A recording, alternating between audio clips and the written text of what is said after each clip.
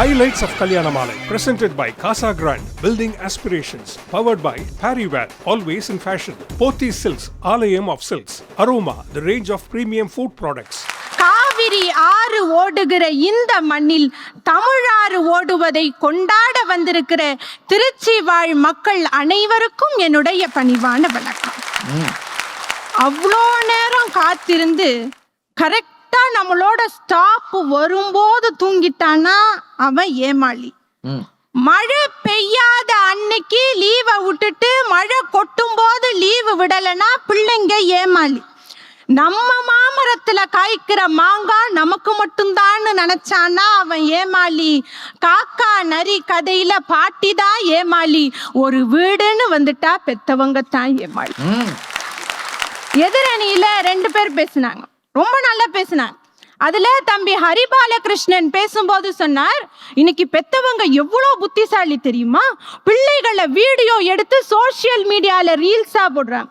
பிள்ளைங்க வளர வளர போனுக்கு அடிக்ட் ஆகி எப்படியாவது என் பிள்ளைய காப்பாத்திர முடியாதான்னு அதே பெற்றோர்கள் தவித்து கொண்டிருக்கிறார்களே, இத புத்திசாலித்தனம்னு எப்படிங்க சொல்றீங்க?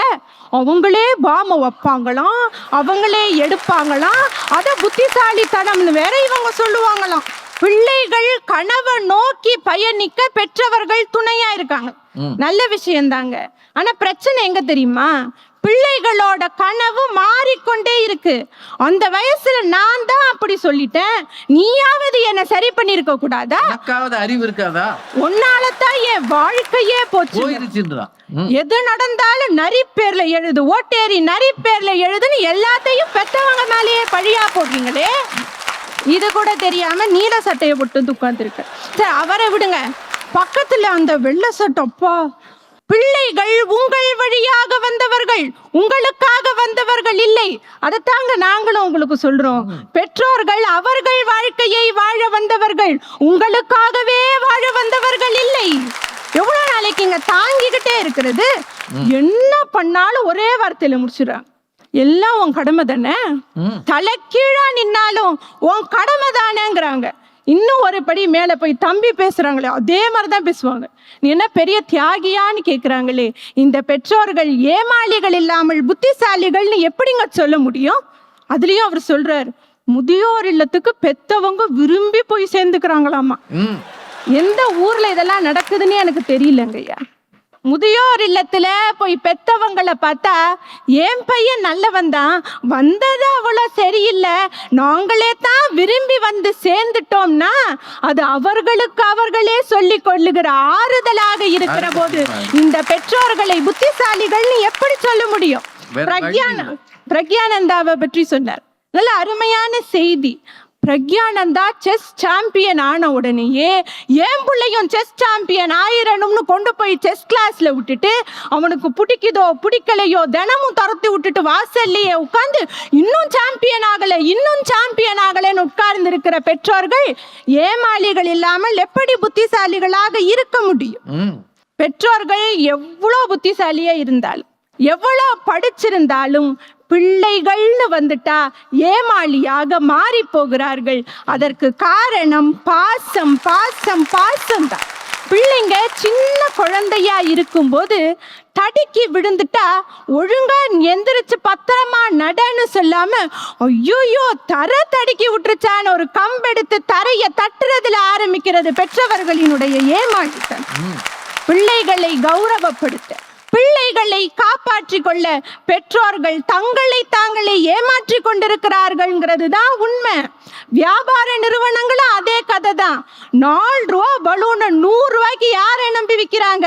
பெத்தவங்களினுடைய ஏமாளித்தனத்தை நம்பி விற்கிறார்கள்னா இன்றைய பெற்றோர்கள் ஏமாளிகள் தான். ஒண்ணும் இல்லைங்க, தன்னோட பிள்ளைக்கு ஒரு கெட்ட பழக்கம் வந்துருச்சுன்னு வைங்க, அம்மாக்கு தெரிஞ்சிருச்சு, என்ன சொல்லுவாங்க? என் பையன் நல்லவன் தான், அவனுக்கு ஒரு ஃப்ரெண்ட் இருக்கான், அவன் தான் சரியில்லைன்னு. அப்படியே கட் பண்ணி அந்த ஃப்ரெண்டு வீட்டை ஓபன் பண்ணா, என் புள்ள நல்லவன் தான், அவனுக்கு ஒரு ஃப்ரெண்ட் இருக்கான், அவன் தான் சரியில்லைன்னு அந்த அம்மாவையும் அதே பாட்டைத்தான் பாடுவாங்க. இதுல கடைசியா யாரு ஏமாளி? 2 வீட்லயும் பாட்டு பாடிக்கிட்டு இருக்காங்களே அந்த அம்மா தான் ஏமாளி. இவர்களை புத்திசாலின்னு எப்படி நீங்க சொல்றீங்க? பிள்ளை ஊர் சுத்ததான் பைக்கு கேட்கிறான்னு அம்மாவுக்கு தெரியும், அப்பா கிட்ட போய் புள்ள காலேஜுக்கு போயிட்டு வர வசதியா இருக்கும்னு பைக்கு கேக்குதுன்னு கன்வின்ஸ் பண்ணுவாங்க. பைக்கு வாங்கி கொடுத்த பிறகு காலேஜில் அட்டெண்டன்ஸ் கம்மியாகிட்டே இருக்குன்னு கம்ப்ளைண்ட் வரும். அப்ப இந்த அம்மாக்கள் ஏமாளிகள் அல்ல, பிள்ளைகளின் கண்களில் கோமாளியாக இருக்கிறார்கள்னா அது எவ்வளவு பரிதாபமான ஒரு நிலை. ஏமாளி இல்ல கோமாளி. வீட்டுல கல்யாண வயசுல பசங்க இருக்காங்கன்னு கல்யாணம் முடிவு பண்றோம். யார கல்யாணம் பண்ணிக்கணும்னு யாரு முடிவு பண்றா? பையன்தான், பிள்ளைங்க தான் முடிவு பண்றா. எங்க கல்யாணம் நடக்கணும்னு யாரு முடிவு பண்றா? பிள்ளைங்க தான் முடிவு பண்றா. டெக்கர் எப்படி இருக்கணும்? பிள்ளைங்க முடிவு பண்றாங்க. சாப்பாடு எப்படி இருக்கணும்? பிள்ளைங்க முடிவு பண்றாங்க. யார கூப்பிடணும் யார கூப்பிடக்கூடாதுன்னு கூட பிள்ளைங்க தான் முடிவு பண்றாங்க. ஆனா யாருங்க கல்யாணத்துக்கு செலவு பண்றா? அப்பா தான் செலவு பண்றா. இவங்களுக்கு எல்லாத்துலயும் வெஸ்டர்ன் தாட்ஸ் வேணும். பிள்ளைகள் நாங்கள் எங்களை பார்த்து கொள்வோம்னு வெஸ்டர்னா பேசணும். ஆனா முறை சீரு செனத்தின்னு வரும்போது மட்டும் நம்ம ஊரு பழக்கம் வந்துடணும்னா இந்த பெத்தவங்க எவ்வளவு ஏமாளியா இருக்காங்கன்னு பாருங்க. கொஞ்சம் நிம்மதியா பெத்தவங்களால இருக்க முடியுதா? கஷ்டப்பட்டு ஸ்கூல்ல போய் கை கட்டி நின்று டியூஷன்ல சேர்த்து ஒரு வழியா தேத்தி காலேஜுக்கு அனுப்புனா 2 வருஷத்துக்கு மேல காலேஜுக்கு போக மாட்டேங்கிறான். எனக்கு அந்த கோர்ஸ் பிடிக்கல, எனக்கு அந்த காலேஜ் பிடிக்கலன்னு திரும்பி வந்துடுறான். எப்படியோ முட்டி மோதி ஏதோ ஒரு வேலையில சேர்த்து விட்டா 6 மாசம் தாக்கு பிடிக்க மாட்டேங்கிறான். பேப்பரை போட்டுட்டு வீட்டுக்கு வந்துடுறான். எப்படியாவது பிள்ளைக்கு கல்யாணத்தையாவது பண்ணி பார்க்கலாம்னு ஒரு நிச்சயதார்த்தத்தை முடிச்சா 3 மாசத்துக்கு முன்னாடி வந்து சொல்றான், எங்க 2 பேருக்கும் செட் ஆகாது, இந்த கல்யாணத்தையே நிறுத்துங்கன்னு. நிச்சயதார்த்தம் முடிஞ்ச பிறகு கல்யாணம் நடக்குமோ நடக்காதோங்கிற பதட்டத்திலேயே பெத்தவங்க இருக்காங்க. அப்படியே கல்யாணம் ஆனாலும் இந்த பிள்ளை எப்போ என்னத்தை சொல்லிட்டு வந்து நிக்குமோங்கிற பதட்டத்திலேயே பெத்தவங்களை வச்சிருக்காங்களே, இது எவ்வளவு பெரிய ஏமாளித்தனம்.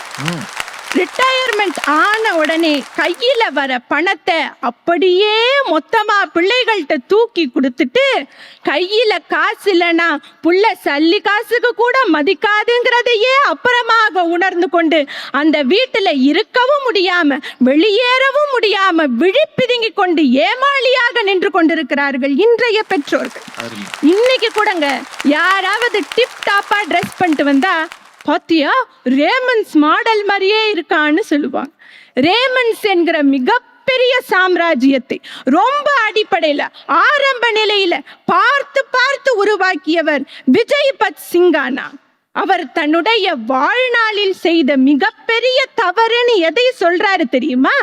தான் உயிரோடு இருக்கும் போதே தன் சொத்து அனைத்தையும் பிள்ளையின் பேர்ல எழுதி வச்சுட்டு மும்பையில அந்த பிள்ளை சொத்து எல்லாத்தையும் வாங்கிக்கிட்டு அவரை வீட்டை விட்டு துரத்திய பிறகு தன்னுடைய கடைசி காலத்தை ஒரு வாடகை வீட்டில் கழித்து கொண்டிருக்கிறார்னா, பிசினஸ்ல அவர் பெரிய புத்திசாலியாக இருக்கலாம், ஆனா மகன் முன்னாடி ஏமாளியாக தோற்று போய் நிற்கிற ஒரு பரிதாப நிலை பெற்றவர்களுக்கு வருது.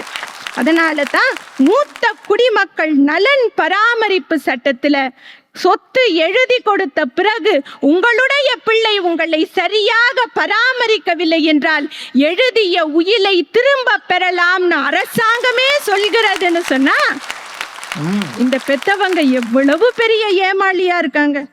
நாங்க பட்ட கஷ்டத்தை எங்க பிள்ளைகள் படக்கூடாதுன்னு நினைக்கிற பெற்றோர்களின் அருமை தெரியாத பிள்ளைகள் இருக்கிற வரை பெற்றோர்கள் ஏமாளிகளாகத்தான் இருக்கிறார்கள் என்று சொல்லி நல்லதொரு வாய்ப்புக்கு நன்றி கூறி விடை பெறுகிறேன். நன்றி, வணக்கம். தெளிவா பேசியிருக்கிறாங்க. எத்தனை செய்திகளை கொண்டாந்து சொல்லியிருக்கிறாங்க. பாசம் என்கிற ஒன்று இருக்கு இல்லையா, அது பெற்றோரை ஏமாளிகளாகவே ஆக்கி கொண்டு இருக்கிறது. எது வந்தாலும் இது முன்னாடி நிக்குது. நான் பட்ட கஷ்டம் என் புள்ள படக்கூடாதுன்னு நினைச்சு நினைச்சு நினைச்சு அவன் அப்படியே பாதுகாத்தா ஒரு ஸ்டேஜில் அவன் உதறி விட்டுட்டு போயிடுறான். எவ்வளோ பெரிய சோகம் இல்லை அது. எந்த ஊர்லயா அவங்களா போய் முதியோர் இல்லத்துல சேர்றாங்க, வேற வழி இல்லாம போறாங்க. இத போய் உங்க அணிக்கு சாதகமா பேசுறீங்களேன்னு கடுமையா பேசியிருக்கிறான். பொண்ணு யாருன்னு அவன் தான் முடிவு பண்ணுவான், எங்க கல்யாணம் நடத்தணும்னு அவன் தான் முடிவு பண்ணுவான், என்ன சாப்பாடு மெனு அவன் தான் முடிவு பண்ணுவான், யாரை கூப்பிடணும்ன்றது அவன் தான் முடிவு பண்ணுவான். செலவு மட்டும் அப்பா செய்யணும். இது ஏமாடித்தனமா வேற என்ன? ரொம்ப அருமையா பேசியிருக்கிறாங்க அனுகிரகா. உங்கள் சார்பிலே அவர்களுக்கு வாழ்த்துகள்.